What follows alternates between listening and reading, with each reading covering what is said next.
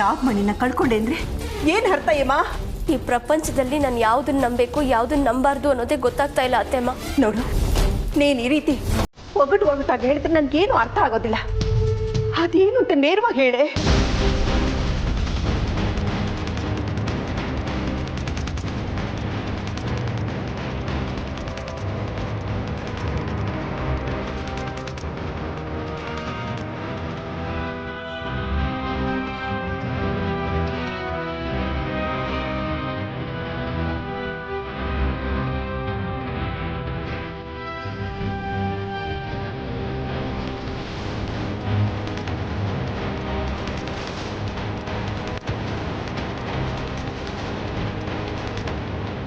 ಇದರಿಂದ ನಾನು ಹೇಗೆ ತಪ್ಪಿಸ್ಕೊಳ್ಳಿ? ನನ್ನನ್ನ ರಕ್ಷಣೆ ಮಾಡು ಅಂತ ನಾನು ಯಾರ ಹತ್ರ ಹೋಗ್ಲಿ? ಪರಮೇಶ್ವರ, ಕಾಯೋ ದೇವ್ರೆ, ಕೊಲ್ಲೋದಕ್ಕೆ ನಿಂತ್ರೆ ನಾನು ಯಾರ ಮೊರೆ ಹೋಗ್ಲಿ? ನನ್ನನ್ನ ರಕ್ಷಿಸೋದಕ್ಕೆ ಯಾರಿದ್ದಾರೆ? ಯಾರಿದ್ದಾರೆ ಅನ್ನೋದು ಗೊತ್ತಾಗ್ತಾ ಇಲ್ವಲ್ಲ. ಈಗ ನೀನೊಬ್ನೇ ನನ್ನ ಪಾಲಿಗಿರೋದು. ನೀನೇ ನನ್ನನ್ನು ಕಾಪಾಡಬೇಕು.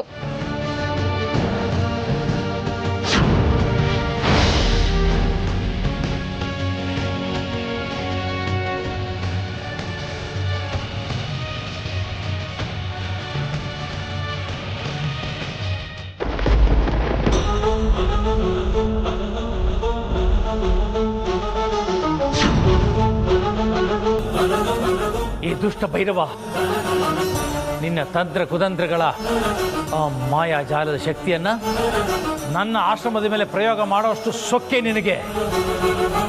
ಕ್ಷುದ್ರ ಶಕ್ತಿಗಳ ಆರಾಧನೆ ಮಾಡೋ ನಿನಗೆ ಇಷ್ಟು ಅಹಂಕಾರ ಇರಬೇಕಾದ್ರೆ ಸಾತ್ವಿಕ ಶಕ್ತಿಗಳನ್ನ, ಪುರಾಣ ದೇವತೆಗಳ ಆರಾಧನೆ ಮಾಡಿ ಸಾತ್ವಿಕ ಶಕ್ತಿ ಸಂಪನ್ನಾಗಿರೋ ನನಗೆ ಇನ್ನೆಷ್ಟು ಸ್ವಾಭಿಮಾನದ ಶಕ್ತಿ ಇರಬೇಕು.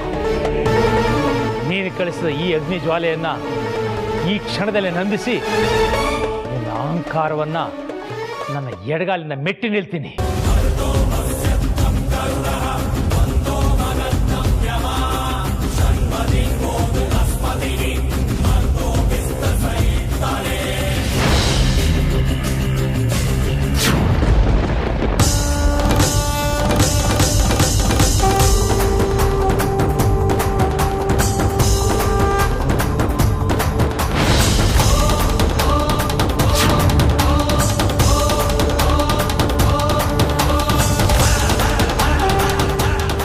ಶಕ್ತಿಯನ್ನು ಮೀರಿಸುವಂಥ ಶಕ್ತಿಯನ್ನು ಆ ಭೈರವ ಯಾವಾಗ ಸಂಪಾದಿಸಿದ?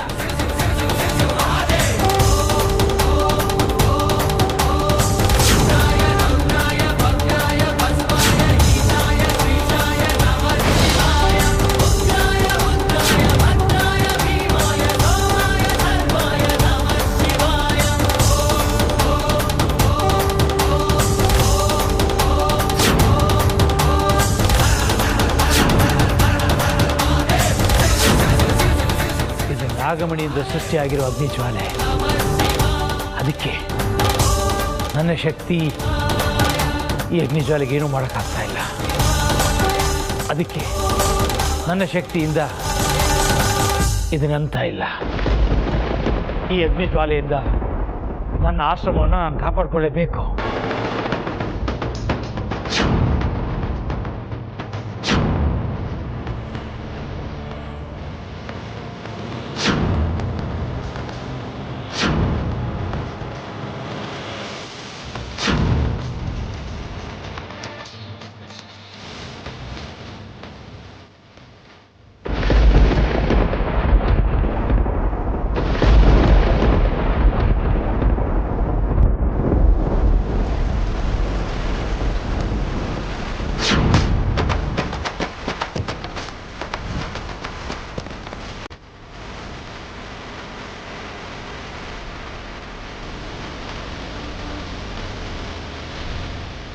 ಭೈರವ, ನಿನ್ನ ಅಹಂಕಾರವನ್ನು, ಸಾಧನೆಯನ್ನು ಮೆಟ್ಟಿ ನಿಲ್ಲದೆ ಹೋದರೆ ನಾನು ಶಂಕರ ಶಾಸ್ತ್ರಿನೇ ಅಲ್ಲ. ಇದು ನನ್ನ ಭೀಷ್ಮ ಪ್ರತಿಜ್ಞೆ.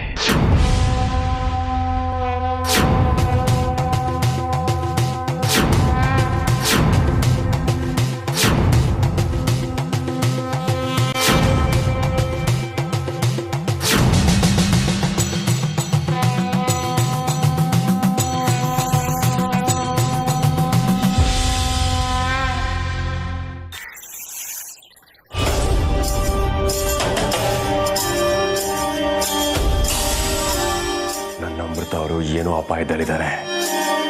ಅವರನ್ನು ನಾನು ರಕ್ಷಣೆ ಮಾಡದೆ ಬೇರೆ ಯಾರೂ ಮಾಡೋದಿಲ್ಲ.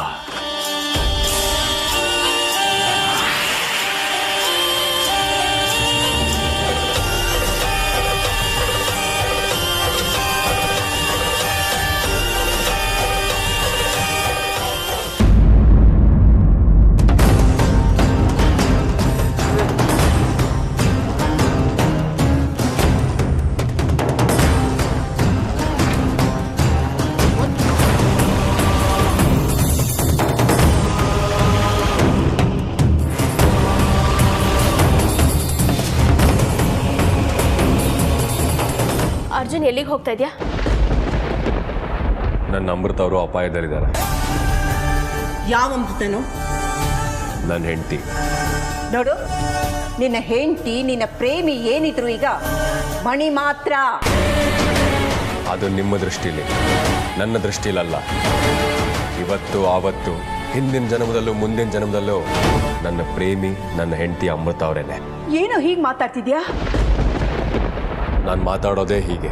ನನ್ನ ನಿಜವಾದ ಸ್ವರೂಪನೇ ಇದು. ಇದನ್ನ ನಿಮ್ಗೆ ಅರ್ಥ ಮಾಡ್ಕೊಳಕ್ಕೂ ಆಗಲ್ಲ, ಆ ಶಕ್ತಿನೂ ಇಲ್ಲ. ಈಗ ನೀನ್ ಎಲ್ಲಿಗೆ ಹೋಗ್ತಾ ಇದೀಯ ಅರ್ಜುನ್?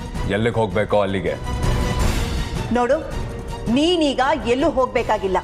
ಅದ್ರ ಅಗತ್ಯನೂ ಇಲ್ಲ, ಅವಶ್ಯಕತೆನೂ ಇಲ್ಲ. ಅದನ್ನ ನಿರ್ಧಾರ ಮಾಡಬೇಕಾಗಿರೋದು ನಾನು, ನೀನಲ್ಲ. ಅಂದ್ರೆ ನನ್ನ ಮಾತಿಗೆ ಬೆಲೆ ಇಲ್ವಾ? ಇಡೀ ಪ್ರಪಂಚ ನಡೀತಾ ಇರೋದೇ ಪ್ರೀತಿ, ಪ್ರೇಮ, ವಿಶ್ವಾಸದಿಂದ. ನನ್ನ ಪಾಲಿಗೆ ನನ್ನ ಅಮೃತ ಅವರೇ ಪ್ರಪಂಚ. ನೀವು ನನ್ನ ಕ್ಷಮಿಸಿದ್ರೆ ಕ್ಷಮಿಸಿ, ಬಿಟ್ಟರೆ ಬಿಡಿ. ಯಾಕಂದರೆ ನಾನು ತುಂಬ ನಿಷ್ಠುರವಾಗಿ ಮಾತಾಡ್ತಾ ಇದ್ದೀನಿ. ನನ್ನ ಪಾಲಿಗೆ ನನ್ನ ಅಮೃತ ಅವರೇ ಆದಿ ಅಂತ್ಯ.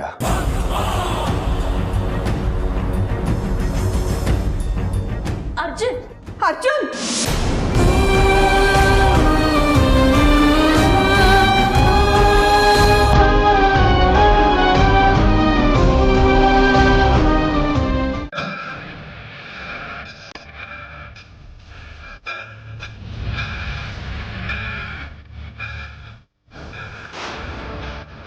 ಪರಮೇಶ್ವರ, ಯಾಕಪ್ಪ ನನ್ನ ದಾರಿಯಲ್ಲಿ ಬರೀ ಕಲ್ಲು ಮುಳ್ಗಡೆ ಸಿಗ್ತಾ ಇದೆ?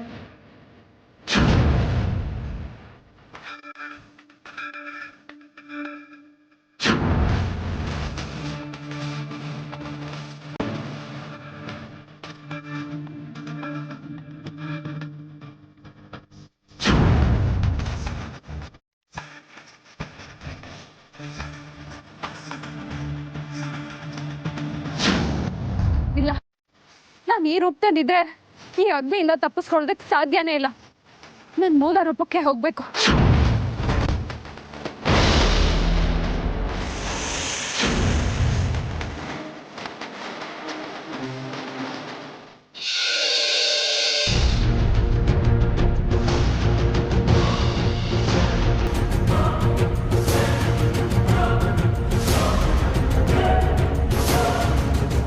ಹೇಮಾ, ಈ ರೀತಿ ಯೋಚನೆ ಮಾಡ್ತಾ ಕೂತ್ಕೊಂಡ್ರೆ ಏನು ಪ್ರಯೋಜನ ಇಲ್ಲ. ಈಗ ನಾಗಮಣಿ ಬಾಬುನ ಹತ್ರ ಇರೋದು ತಾತ್ಕಾಲಿಕ. ಲಕ್ಷ್ಮಿನ ಚಂಚಲೆ ಅಂತಾಳೆ. ಈ ನಾಗಮಣಿನೂ ಅಷ್ಟೇ. ಅದು ಯಾವಾಗ ಯಾರ ಕೈಗೆ ಸೇರಬೇಕೋ ಅವ್ರ ಕೈಗೆ ಸೇರುತ್ತೆ. ನಾನು ಯೋಚನೆ ಮಾಡ್ತಾ ಇರೋದು ನಾಗಮಣಿ ಬಗ್ಗೆ ಅಲ್ಲ ಅತ್ತೆಮ್ಮ. ಮತ್ತಾರ ಬಗ್ಗೆ? ನಮ್ಮ ಅರ್ಜುನ್ ಬಗ್ಗೆ. ಅರ್ಜುನ್ ಬಗ್ಗೆ ಯೋಚನೆ ಮಾಡೋದು ಅಂಥದ್ದೇನಿದೆ? ಅವನ ಮಣಿನ ಮದುವೆ ಆದ್ಮೇಲೂ ಅಮೃತನ್ನ ಮರ್ತಿಲ್ಲ ಅಂತ ಅನಿಸ್ತಾ ಇದೆ. ಇನ್ನೂ ಅವನು ಅಮೃತನ್ ಗುಂಗಲೇ ಇದ್ದಾನೆ ಅಂತ ಅನಿಸ್ತಾ ಇದೆ ನನಗೆ. ಅನ್ಸೋದೇನು ಬಂತು? ಅವನ ಅಮೃತನ ಮರ್ತಿಲ್ಲ. ಅದು ಹೇಗಿಷ್ಟು ಖಡಾಖಂಡಿತವಾಗಿ ಹೇಳ್ತಾ ಇದ್ದೀರಾ? ಅವನ ಅಮೃತನ ಮರ್ತಿದ್ದಿದ್ರೆ ಅರ್ಜುನ್ ಮತ್ತು ಮಣಿ ಮಧ್ಯೆ ಏನು ನಡಿಬೇಕಾಗಿತ್ತು ಅದು ನಡೆದಿರೋದು. ಅಂದ್ರೆ ಅವರಿಬ್ಬರ ನಡುವೆ ಏನೂ ನಡೆದೇ ಇಲ್ವಾ? ಇವತ್ತು ಬೆಳಿಗ್ಗೆ ನಾನು ಅರ್ಜುನ್ ರೂಮ್ ಹತ್ರ ಹೋಗಿದ್ದೆ. ಆಗ ಅರ್ಜುನ್ ಚಾಪೆ ಹಾಕೊಂಡು ಮಂಚದ ಪಕ್ಕ ಮಲಗಿದ್ದ. ಅಯ್ಯೋ ದೇವ್ರೆ, ನಾವ್ ಯಾವ ಉದ್ದೇಶಕ್ಕೋಸ್ಕರ ಅವರಿಬ್ರು ಮದ್ವೆ ಮಾಡಿದ್ವೋ ಆ ಉದ್ದೇಶ ನೆರವೇರುತ್ತೋ ಇಲ್ವೋ ಅಂತ ಅನಿಸ್ತಾ ಇದೆ ಅತ್ತೆಮ್ಮ. ಇದಕ್ಕೆಲ್ಲ ಆ ಅಮೃತನೇ ಕಾರಣ ಅಂತ ಅನಿಸ್ತಾ ಇದೆ. ಅಂದ್ರೆ ಮಣಿ ಅರ್ಜುನ್ ಮದುವೆ ಆಗೋದಕ್ಕೆ ಯಾವುದೇ ಅಡ್ಡಿ ಆತಂಕ ಮಾಡಿದೆ ಈ ಮದುವೆ ನಿರ್ವಿಘ್ನವಾಗಿ ನೆರವೇರಿದ್ರೆ ನಾಗಮಣಿನ ನೀನು ಕೊಡ್ತೀನಿ ಅಂತ ಹೇಳಿದ್ದೆ. ಆದರೆ ಈಗ ನಾಗಮಣಿ ನನ್ನ ಹತ್ರ ಇಲ್ಲ ಅನ್ನೋದು ಗೊತ್ತಾಗಿ ಅದವಳಿಗೆ ಸಿಗೋದಿಲ್ಲ ಅನ್ನೋ ಆಕ್ರೋಶದಲ್ಲಿ ಅವಳು ಹೀಗೆಲ್ಲ ಮಾಡ್ತಿದ್ದಾಳೆ ಅಂತ ನನಗೆ ಅನಿಸ್ತಾ ಇದೆ ಅತ್ತೆಮ್ಮ. ಹೇಮಾ, ನೀನು ಆತಂಕ ಪಡಬೇಕಾಗಿಲ್ಲ. ನೀನು ಅಂದ್ಕೊಂಡಿರೋ ಹಾಗೆ ಮಣಿ ಮುಗ್ದೆ ಅಲ್ಲ. ಎಷ್ಟೇ ಆಗಲಿ ಹಳ್ಳಿ ಬೆಳೆದೋರಿಗೆ, ನಮ್ಮ ಹಳ್ಳಿ ಹೆಣ್ಮಕ್ಳಿಗೆ ತನ್ನ ಗಂಡನ್ನ ತನ್ನ ಸರ್ಗಲ್ಲಿ ಹೇಗೆ ಕಟ್ಟಿಟ್ಕೋಬೇಕು ಅಂತ ಚೆನ್ನಾಗಿ ಗೊತ್ತು. ಇನ್ನೆರಡು ದಿನ ನೋಡ್ತಾ ಇರು, ನಿನ್ನ ಮಗ ಅವಳು ಹಿಂದೆ ಮುಂದೆ ಈ ಬೆಲ್ಲಕ್ಕೆ ಗೊತ್ತ ಹೇಗೆ ಮುತ್ಕೊಂಡಿರುತ್ತೆ ನೋಡು, ಹಾಗೆ ಅವಳ ಜೊತೆನೇ ಇರ್ತಾನೆ. ಏನೋ ನಿಮ್ಮ ಬಾಯಿ ಹರಕೆಯಿಂದ ಅಷ್ಟಾದರೆ ಸಾಕು ಅತ್ತೆಮ್ಮ. ನನ್ನ ಮಗನೂ ಸಂತೋಷವಾಗಿರ್ತಾನೆ, ನಾವು ಎಲ್ಲ ನೆಮ್ಮದಿಯಾಗಿರ್ತೀವಿ.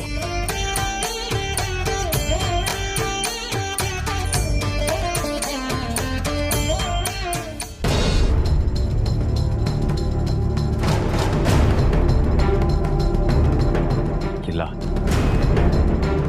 ಅಮೃತವ್ರ ವಿಷಯದಲ್ಲಿ ನನಗೇನೇ ಅನ್ಸಿದ್ರು ಅದು ಇದುವರೆಗೂ ನಿಜ ಆಗಿದೆ. ಯಾಕಂದ್ರೆ ಅಂತ ಅವಿನಾಭಾವ ಸಂಬಂಧ ನಮ್ಮಿಬ್ಬರದು. ಇಲ್ಲ, ಅಮೃತವ್ರೇನೋ ಸಮಸ್ಯೆಯಲ್ಲಿದ್ದಾರೆ ಅಂತ ನನಗೆ ಬಲವಾಗಿ ಅನ್ನಿಸ್ತಾ ಇದೆ. ಅಮೃತವ್ರೇ, ಅಮೃತವ್ರೇ, ನಿಮ್ಮನ್ನೇ ಕೂಗ್ತಾ ಇರೋದು ಕೇಳಿಸ್ತಾ ಇದೆಯಾ?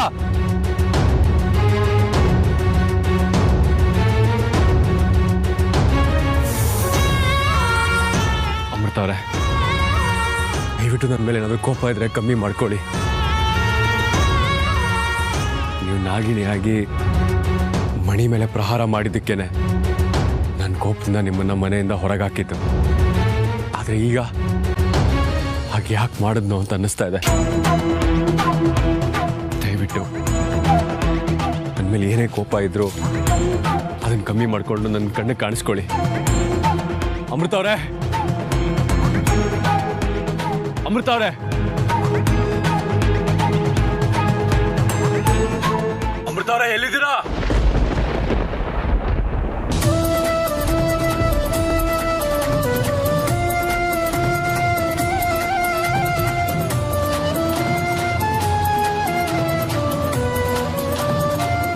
ರೀ ಅಮೃತವ್ರೇ, ನೀವು ನನ್ನ ಪ್ರೀತಿನ ಅರ್ಥ ಮಾಡ್ಕೊಂಡಿದ್ದೀರಾ? ದಯವಿಟ್ಟು ನಮ್ಮ ಪ್ರೀತಿಗೋಸ್ಕರನಾದ್ರೂ ನನ್ನ ಕಣ್ಣಿಗೆ ಕಾಣಿಸ್ಕೊಳ್ಳಿ.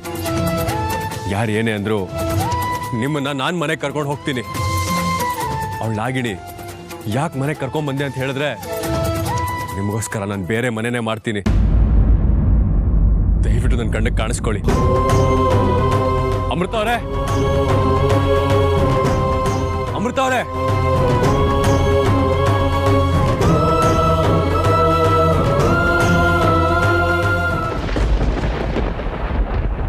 ಯಾಕೋ ರುದ್ರ ಅಡ್ಡ ಹಾಕ್ತಾ ಇದೆಯಾ? ನಿಮ್ಮಿಂದ ಒಂದು ಸತ್ಯ ಗೊತ್ತಾಗಬೇಕಾಗಿತ್ತು. ಯಾವ ಸತ್ಯ? ಇಷ್ಟು ದಿನ ನಾಗಮಣಿ ನಿಮ್ಮ ಹತ್ರ ಇತ್ತಾ? ನಾಗಮಣಿ ನನ್ನ ಹತ್ರ ಇದ್ದಿದ್ದು ಇವನಿಗೆ ಹೇಗೆ ಗೊತ್ತಾಯ್ತು? ನಾಗಮಣಿ ನನ್ನ ಹತ್ರ ಇದ್ದಿದ್ದು ಅತ್ತೆಮ್ಮಗೆ ಮಾತ್ರ ಗೊತ್ತು ಅಂತ ನಾನು ನೆಮ್ಮದಿಯಾಗಿದ್ದೆ. ಯಾಕೆ ಸುಮ್ಮನೆ ಆಗೋದ್ರಿ? ಏನು ಸುಳ್ಳು ಹೇಳಬೇಕು ಅಂತ ಯೋಚನೆ ಮಾಡ್ತಾ ಇದ್ದೀರಾ? ನಾನು ಯಾಕೆ ಸುಳ್ಳು ಹೇಳಿ? ಯಾವ ನಾಗಮಣಿನೂ ನನ್ನ ಹತ್ರ ಇರಲಿಲ್ಲ. ಅಷ್ಟಕ್ಕೂ ನಾಗಮಣಿ ಅಂದ್ರೆ ಏನು ಅಂತಾನೆ ನನಗೆ ಗೊತ್ತಿಲ್ಲ. ಅದಕ್ಕೆ ನನ್ನ ಬೆನ್ನಿನ ಮೇಲೆ ಗರುಡ ಮಚ್ಚೆ ಇದೆ, ಹಾಗೆ ನನ್ನ ಕಣ್ಣು ಕೂಡ ಹದ್ದಿನ ಕಣ್ಣು. ಪ್ರತಿಯೊಬ್ಬರ ಮೇಲೂ ಕಣ್ಣಿಟ್ಟಿರ್ತೀನಿ ಅನ್ನೋದನ್ನ ಮರಿಬೇಡಿ. ಏನೇನೋ ಹೇಳ್ಬೇಡ ರುದ್ರ, ನನಗೆ ಯಾವ ನಾಗಮಣಿನೂ ಗೊತ್ತಿಲ್ಲ. ಸುಳ್ಳು. ನಿಮ್ಮ ಹತ್ರ ನಾಗಮಣಿ ಇದ್ದದ್ದು, ನೀವು ಅದನ್ನ ಕಳ್ಕೊಂಡಿದ್ದು, ನೀವು ಅದನ್ನ ಅಮ್ಮನ ಹತ್ರ ಮಾತಾಡ್ತಾ ಇದ್ದಿದ್ದನ್ನ ನಾನೇ ಕಿವಿಯಾರೆ ಕೇಳಿಸ್ಕೊಂಡಿದ್ದೀನಿ. ನೀವಿಬ್ರು ಮಾತಾಡ್ತಿದ್ದನ್ನ ಕಣ್ಣಾರೆ ಕೂಡ ನೋಡಿದ್ದೀನಿ. ಯಾಕೆ ಮಾತೆ ನಿಂತೋಯ್ತು? ನನ್ನ ಹತ್ರ ನಾಗಮಣಿ ಇರಲಿಲ್ಲ ಅಂತ ಹಾರಾಡ್ತಾ ಇದ್ರೆ ಈಗ ಹಾರಾಡಿ. ಅಲ್ಲ, ಅಣ್ಣ ನಿಮ್ಮನ್ನ ಅಷ್ಟು ಭಯಭಕ್ತಿಯಿಂದ ಕಂಟ್ರೋಲಲ್ಲಿ ಇಟ್ಟಿದ್ರು ಸಹ ನಮ್ಮಿಂದನೇ ವಿಷಯ ಮುಚ್ಚಿಟ್ರ. ಇದನ್ನ ಇಲ್ಲಿಗೆ ಬಿಡ್ತೀನಿ ಅಂತ ಖುಷಿಯಾಗಿರ್ಬೇಡಿ. ನೀವು ಬಿಸ್ನೆಸ್ ಟ್ರಿಪ್ ಮುಗಿಸ್ಕೊಂಡು ಅಣ್ಣ ಬರ್ತಾನೆ. ಅವನಿಗೆ ನಿಮ್ಮ ಹತ್ರ ನಾಗಮಣಿ ಇದ್ದದ್ದು, ನೀವು ಅದನ್ನು ಮುಚ್ಚಿಟ್ಟಿದ್ದು ಎಲ್ಲ ಹೇಳ್ತೀನಿ. ಎಲ್ಲ ಬಿಡಿಸಿ ಹೇಳ್ತೀನಿ. ಆಮೇಲೆ ನಿಮ್ಮ ಕತೆ ಏನಾಗುತ್ತೆ ಅನ್ನೋದನ್ನು ಸ್ವಲ್ಪ ಯೋಚನೆ ಮಾಡಿ. ಬೆನ್ನಿಗೆ ಚೂರಿ ಇರಿಯೋದು ಅನ್ನೋ ಮಾತು ನಿಮ್ಮಿಂದನೇ ಬಂದಿರಬೇಕಲ್ವಾ?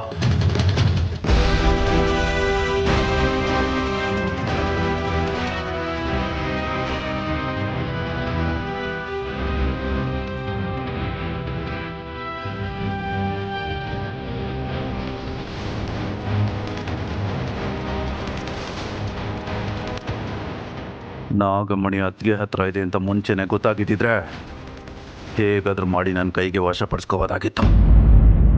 ಈಗ ನಾಗಮಣಿ ಎಲ್ಲಿದೆ, ಯಾರ ಹತ್ರ ಇದೆ? ಬಾಬುನ ಕೈಗೆ ಏನಾದರೂ ಸಿಕ್ಕಿರಬಹುದಾ? ಹಾಗೇನಾದರೂ ಬಾಬುನ ಕೈಗೆ ಸಿಕ್ಕಿದ್ರೆ ನಮ್ಮ ಶ್ರಮಕ್ಕೆ ಫಲ ಸಿಕ್ಕಿದಾಗೆ ಹೋಗಿ ಬಾಬುನ್ನೇ ಕೇಳ್ತೀನಿ.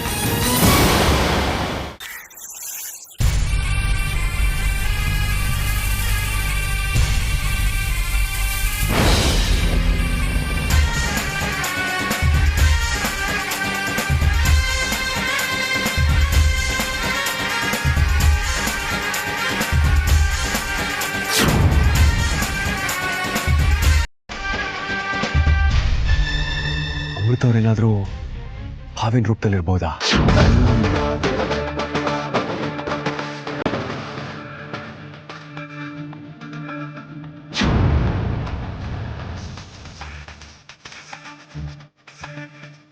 ಇದು ಅಮೃತ ಅವರೇ. ಅಮೃತ ಅವ್ರನ್ನ ಯಾರು ಈ ಸ್ಥಿತಿ ತಂದವರು?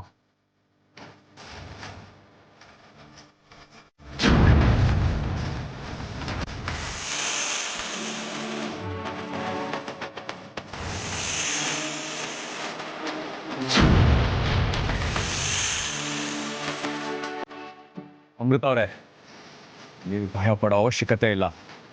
ನಿಮ್ಮ ರಕ್ಷಣೆಗೆ ನಾನಿದ್ದೀನಿ.